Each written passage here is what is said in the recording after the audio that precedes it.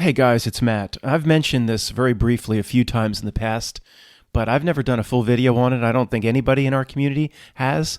I don't know if you guys would say this is one of the craziest things, or the entire old guard and most of you would be like, yeah, I can see that. I guess, well, it's fun to talk about, but it's not a big revelation, Matt. We know the Notnilc needs to feed. We don't know the exact mechanism by which it does this, how it works through its egregores to suck the energy from real people, loose energy. Okay, we know that. It does that primarily by creating camps. Force will attract two magnets together if the poles are opposite. Needs to be opposite. Camps. Polarization. When the positive side of a magnet snaps together with the negative side, it literally creates energy. So when a Republican is screaming at a Democrat and vice versa, that literally creates energy. Now, we know this. But how far has the Notnilc gone to facilitate these opposite poles? What's fascinating to me is how people are put in certain positions of power to be hated by the other side, but the Notnilc also accounts for their looks and mannerisms. We kind of know this, but nobody ever just talked about this.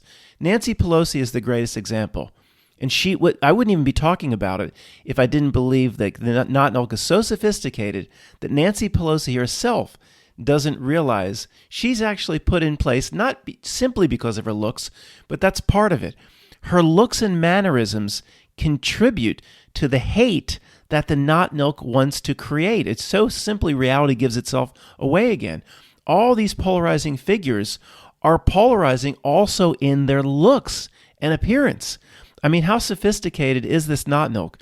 Kathleen Kennedy comes to mind, who's the president of Lucasfilms, works for Disney. Obviously, she is blamed, and it's all by design. It's all a script.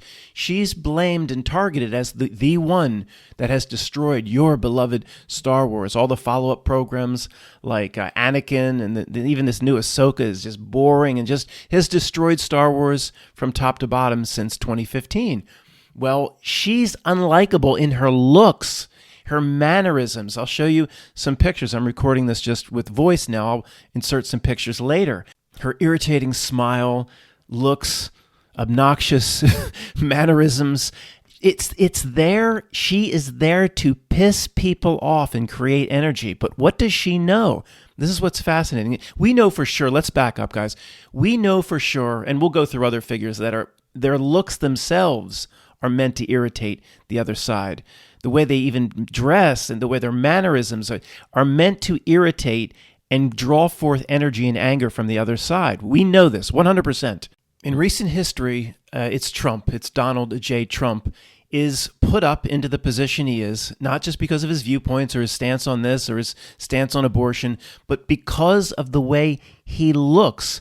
I mean, I don't know what circles you run in, guys, but there are certain, let's just say, liberal groups where hate is not even the proper word of what they have for this man. I can't say certain things about what they would wish to happen. I know, like Pam, for example, I mean, she runs in these circles with some of her friends. She doesn't really care one way or another, but even she says, that orange man, even Pam, who really doesn't care. I don't think she's voted for how many presidential, but that orange man, she starts to get upset. The orange man. So how does this happen? I mean, go back to Kathleen Kennedy and say, Kathleen, you're going to head up the new Lucasfilm that Disney just bought. You're going to be the head of all Star Wars, all creative decisions. Oh, that's wonderful. Well, it might not be. Let's sit you down here. See, one of the reasons we're making you the president of Lucasfilms and we're going to destroy Star Wars. You've heard rumors about that. Oh yeah, I've heard you're going to destroy everything to get those people. But see, one of the reasons you're being selected is because you're unlikable in your looks, Kathleen. You think somebody sat her down and told her that? No. I don't think she has any idea of what we are discussing here. Don't think she has a clue that she's actually there. One of the main reasons to create hatred and polarization in her looks and mannerisms.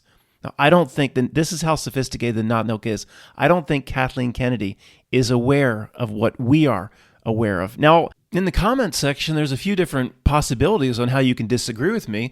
Some people might say, I have more figures to come, like Ryan Johnson, who works for Kathleen Kennedy, who destroyed the second Star Wars, Mitch McConnell, more people, of course, to talk about. You may come forth and say, Matt, I find these people rather likable. They're rather pleasing in their looks. I totally disagree. I doubt many people are going to say that. But are some people going to say that these creepy characters know 100% about their role? Mitch McConnell, it's Mitch. Is he still Speaker of whatever, or the head Republican in the Senate? I mean, I don't follow it. Who cares? Please don't comment. The guy, if he's no longer there, he was there for 25 years. I know Nancy Pelosi is no longer Speaker of the House, but she's still there. I mean, Mitch? It's that time, Mitch. It's that time of the year. I've got to meet with the men in black. Yes, it's time to meet with the men in black. And originally 25 years ago, they put you in this position of power because you look unlikable and you act unlike. It's not just about your power. I know it's the way I look and act. I don't know how to do Mitch McConnell, so I'll just do that. Do you think you're going to disagree with me in the comments and say Nancy Pelosi, Kathleen Kennedy, Mitch McConnell? We have a law. Donald Day Trump. Do you think they know and were told they're unlikable? I want to say human beings, but whatever they are. Do you think they're aware of that aspect of their role? They probably aren't. And that is how hardcore pipe hitting this thing is, our adversary here. Now, looking at Gavin Newsom, the existing governor of California who was mayor of San Francisco, kind of exposes another aspect of what's going on here, something we need to talk about, where the haters of that side of the political fence, or it's not just politics, it's Kathleen Kennedy and other aspects we'll look at in the future. Anywhere the Notnilc can create energy, it puts somebody in via their looks and mannerisms that are unlikable. It's Gavin Newsom's a good example where he's completely unlikable if you have the propensity not to like his viewpoints. But he's just normal enough where if you're kind of on his side of the political spectrum and his insane liberalism, then he doesn't look unlikable. Like Trump is a good example. The real Trump supporters who fly their flags welded on the back of pickup trucks, they don't look at him and say he's unlikable in his looks. They don't see it. But that's also how incredibly crafty the Notnilc is in this regard. I don't know who would look at somebody like Kathleen Kennedy and not dislike her looks, even if you like these new horrible Star Wars series. I mean, she's unlikable. I would think Kathleen Kennedy's unlikable to almost everybody in the universe. But some of these political figures, like you look at Gavin Newsom, it's like, okay, plastic, really loathsome, disgusting to us and to people that are on the conservative side, the political river. But to his own people, he's just normal enough where he's not going to be unlikable in his looks. Maybe a better way to see this is to go back in time and just use, say, JFK as an example. Is it that the Notnilc didn't know what it was doing back in the time of JFK, or didn't realize that it could actually harvest energy in all these different ways? That it definitely has expanded its capabilities. But using JFK as an example, okay, you know what? I mean, I don't see this incredible figure that everybody sees, but the figure that presents itself, whether it be in a speech or whatever, is not going to probably not be completely loathsome and hated by the other side. So if you're a Republican voter, was it Nixon that went up against Kennedy at one point, and you might be like, Kennedy got it, but I don't hate him. It's the Notnilc back in the day. It didn't know what it was doing, or it didn't. I don't know. It has expanded. Matt, it's AI. It's expanded its capability. I don't know what it is, but in other words, all it can put forth today is loathsome figures, loathsome creatures. That's all, and loathsome and hated by the other side. Nothing else exists today. Look at Hillary Clinton. We didn't even get to that wicked witch of the West yet. We didn't even get to that loathsome thing yet. Hillary Rodham Clinton. Is there anything more loathsome that crawls around on its belly on the face of the earth than Hillary Rodham? Okay, it didn't really. Tricky Dick, it did do that. Oh, if you didn't like Tricky Dick, you hated him, of course. But why did it? Maybe with Kennedy, it learned the errors of its ways. We're making a big mistake here. We need to have the other side hate this individual, and he's kind of liked by everybody. I mean, not if you didn't vote for him, but you're not going to be like, I can't. Okay. Matt, I mean, I hear you. Kennedy was the first Catholic president, which created ire for that. But it wasn't about looks and mannerisms. it almost like the Notnilc discovered that it doesn't matter ideology or religious or this and that, is looks and mannerisms can drive hate and loose energy. And that Notnilc woke up and popped its head up out of the water and said, we can create hundreds of billions of BTUs a second of loose energy just by putting up somebody that looks loathsome to the other side? Yes. And then it did that, and it hasn't broken the script since it figured that out. This is Ryan Johnson, who technically works for Kathleen Kennedy, a Disney employee who was given sole responsibility for the second of the sequels. I believe that was called The Last Jedi. And he gave speeches and he gave interviews where he blamed the fans and an unlikable little troll-like creature. His looks are responsible, as well as his mannerisms, to create the hate and the ire. And he was one of the big ones that started the whole blame the fans movement. On to the next creature. Leslie Headland confirms the upcoming Star Wars series, The Acolyte, will look into what's going on for all of us right now. Leslie Headland, the ex-assistant to Harvey Weinstein, now taking over projects for Star Wars, mostly because she's unlikable. The Acolyte director Leslie Headland recently confirmed that the upcoming Star Wars series on Disney Plus will be a commentary on current American society, culture, and politics. So after 5 years, every single woke movement has failed. Every single movie that tries to dabble in this bombs at the box office. People are at their wits' end, crying out, we don't want this anymore. And she's pushing this again through something that should be the most important entertainment franchise in the history of the world, the ruination of Star Wars. Now, again, I reach out to my friend Tony and say, this is so obviously on purpose. What studio would make this decision at this point? What CEO, Bob Iger, would allow this? Yet it keeps happening. Nobody wants it. It keeps failing, yet it keeps happening. And my friend Tony just looks back and has no idea how I got so crazy.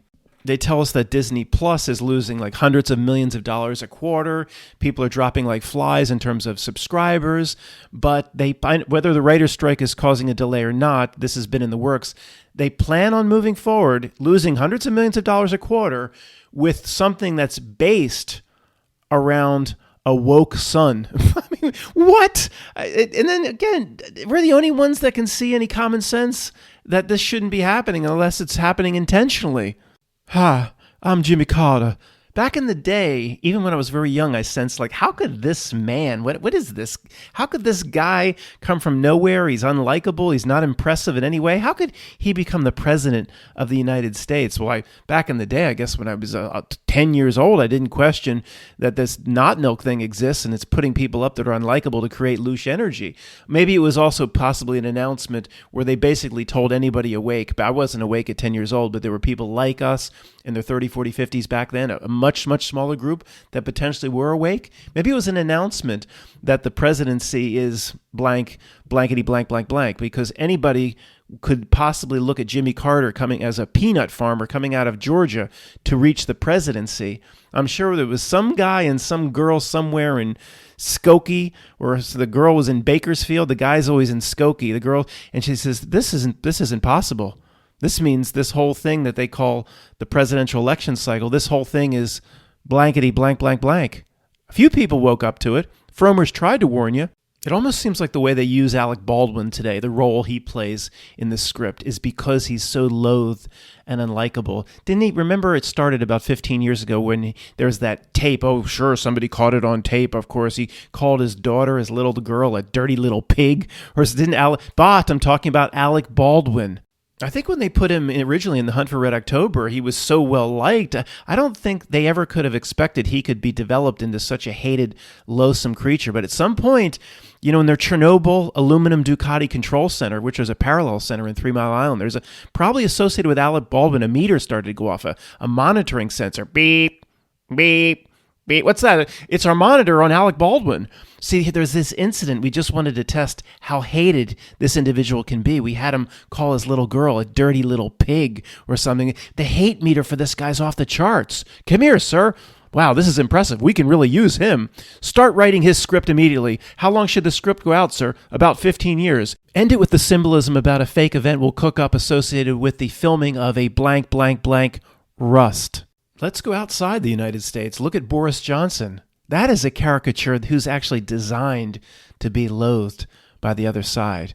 I mean, how many people went to bed at night angry over Boris Johnson? Let's get the most slovenly, disinviting, if that's, I just made that up, character we can think of.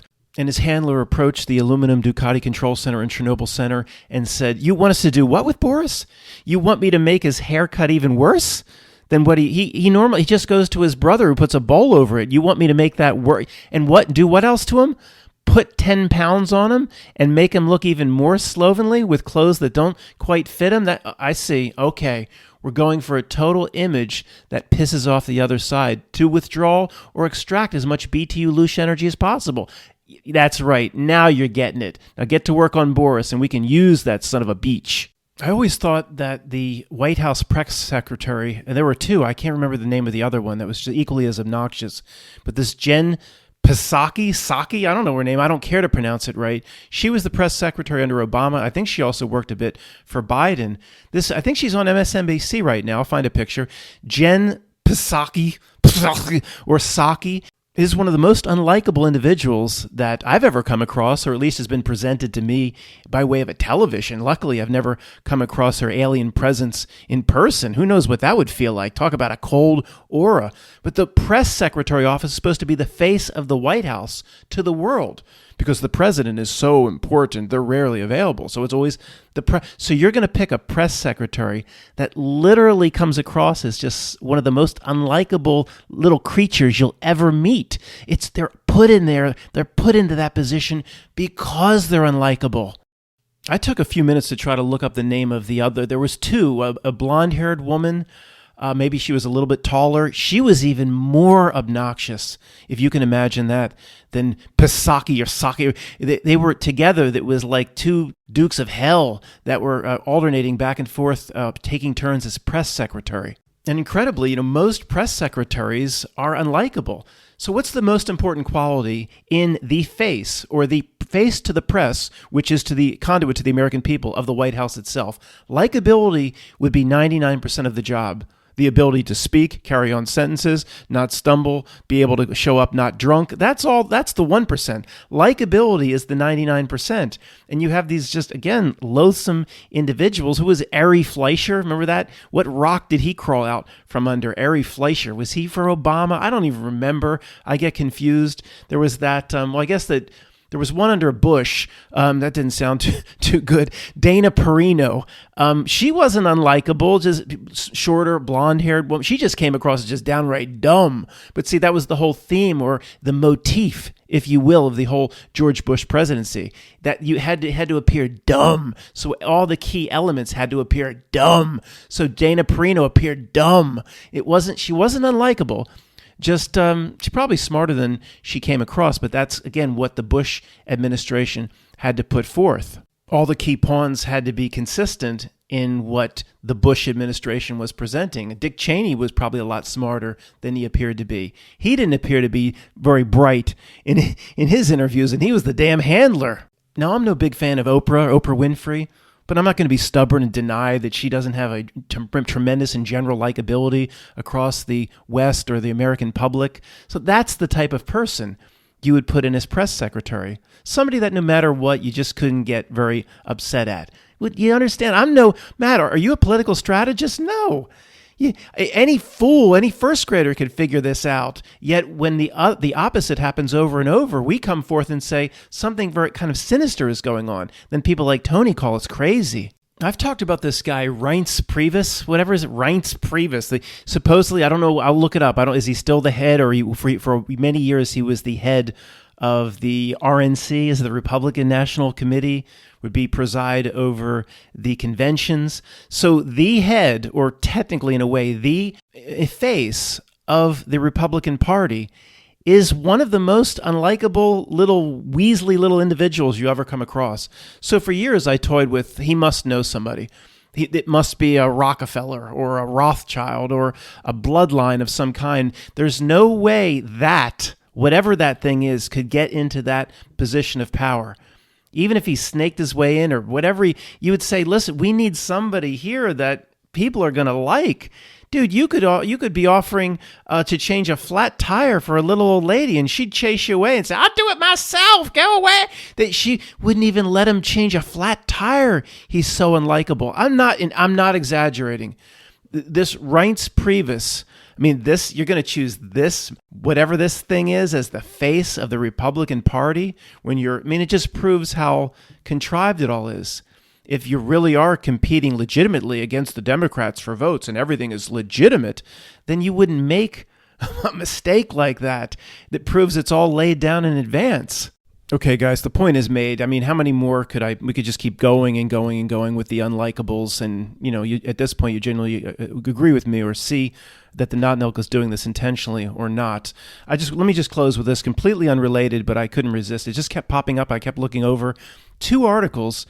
There's some the smell of pot is wafting, I don't know what the word is, into the U.S. Open courts. And there's 2 articles here. U.S. Open tennis is going on right now. This is from AP. It's not the National Enquirer. I'm just saying AP is more closely associated or directly from the Ministry of Information. It's supposed to be taken more seriously. Headline: Like Snoop Dogg's living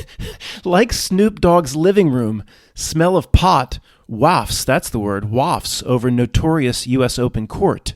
The smell of marijuana has become a stink at the U.S. Open. One court in particular is notorious for smelling pot. A pungent marijuana smell that wafted over an outer court clouded the concentration of one of the world's top players and left the impression that there's no place left to escape the unofficial scent of the city. They're calling marijuana smell the unofficial scent of the city? It's changed. I haven't been there for a while. While the exact source of the smell remained a mystery Tuesday, one thing was clear. Court 17, where 8th seed Maria Sakkari complained about an overwhelming whiff of pot during her first-round loss, has become notorious among players in recent years for its distinctive, unmistakable odor. Quote, Court 17 smells like Snoop Dogg's living room, said Alexander Zverev, the tournament's 12th-seeded man who won his opening match on the court Tuesday. Oh my God, it's everywhere. The whole court smelled like weed. Well, Alexander, how do you know what Snoop's dog's living room smells like? How many parties have you been to there? Get this. Spokesman for USTA, blah, blah, blah, they reviewed the official video midday match and found no evidence anyone was smoking pot in the stands of Court 17, leading to speculation it may have It may have come from Corona Park, just outside the gates of the intimate stadium court. Here it comes again. They're tying the U.S. Open to Corona Park. It was Kiara that helped us last year. It was what was the story about? Was it polio virus in the water? The story we looked at last year regarding the U.S. Open, which is Flushing Meadows, but then the polio virus was found in the damn wastewater, and it's called Flushing Meadows. And right where the USTA plays the U.S. Open tennis, right going on right now, is called Corona Park. We looked at it last year. Well, here it is. They're trying to tie Corona Park in again. Matt, you don't think in some way the Notnilc reality is trying to bring that name in this way, the excuse of the smell of pot, associating it? Yes, it does this. Why it does this, why it needs to do this for its creepy spell, tying in Corona Park as the source of the marijuana smell that's invading Court 17 and other courts in the U.S. Open. Who knows why they have to do it? The word Corona Bot, I'm talking about a park in New York City, Corona Park. It has to weave its spider web. It has to tie events together. It has to tie names and gematria together. What a weird-ass reality. Reality, if you're listening, you have derailed reality. One of the top seeds on the women's draw, her last name is Sakkari, she lost. Now, she never blamed the pot smell, but it's very clear to say that she complained about it to the chair umpire. It says here, quote, the smell, oh my gosh, I think it's from the park, Corona Park. She complains to the chair umpire. At that point, she's up 4-1. in the first set. Right after that, it makes it clear that she went on to lose to Rebecca Masarova. Sakari lost to her 6-4, 6-4. So they're tying that, blaming the pot smell caused her to lose. Oh my God. Just make it stop. This one, I don't know. I'm so beaten up I can't even laugh at this one. It concludes with other players in the past have complained about the pot smells emanating from Court 17, a 2,500-seat arena that opened in 2011 in the extreme southwest corner of the complex with little buffer to the park. In my opinion, if this word gets out, it's going to attract every pot smoker in the world to Corona Park. They're going to light up thousands upon thousands of roaches and bongs. They're going to blow humongous puffs of smoke into court. The entire Court 17, 2,500 people are going to be high.